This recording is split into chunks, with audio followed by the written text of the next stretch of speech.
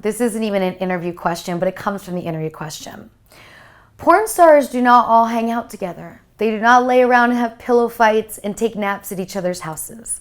They do not have access to give them to each other's friends, boyfriends. I meet more dudes that want me to introduce them to other porn stars and think I'm going to give them the opportunity of their lifetime to have sex with like 4 or 5 of us. Like, first of all, be happy if I'm offering you sex. Don't ask about anybody else. Secondly, there are some groups of girls that do hang out together because I see it on Instagram, but I don't have any friends in the business. I have a couple. Like, I have some friends in the business. I have one friend that lives here in New York near me now, which is Jaden James. You know, I have acquaintances in the business, but I've always kept my life very separate. All of my friends have completely regular jobs. All of my girlfriends are either in relationships, married, or, you know, I don't have an arsenal of girls. I don't have bitches in the living room getting it on. You know what I mean? Like, it's just not, I'm not living the biggie life. And so married life, you know, one thing I can say about me that I know nobody will know or believe, I loved being married. I loved being with one person. I loved waiting on him to the point of, like, I probably ruined my marriage just by how much I did for him. I cooked all of his meals. I baked him fresh baked goods every night.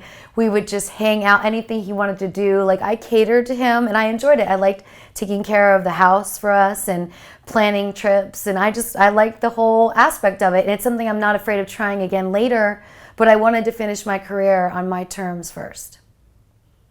What ultimately led you guys to break up? Oh my God, there were so many ridiculous things. Okay, so we bought a day spa. Well, I bought a day spa. We were traveling 9/11. And when we got home from that booking, I knew that we were no longer going to be on the road, and I was taking him on the road with me. And we were having the greatest time traveling, and him doing my security for me, us sightseeing all the time. We really enjoyed it.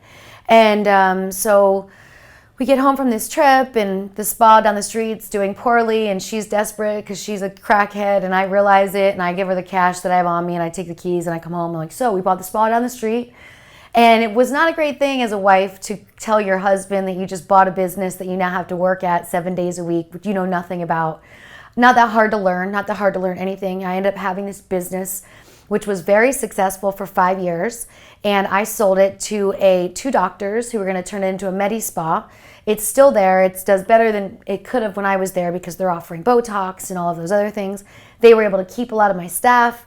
And give them better situations with insurance and this and that.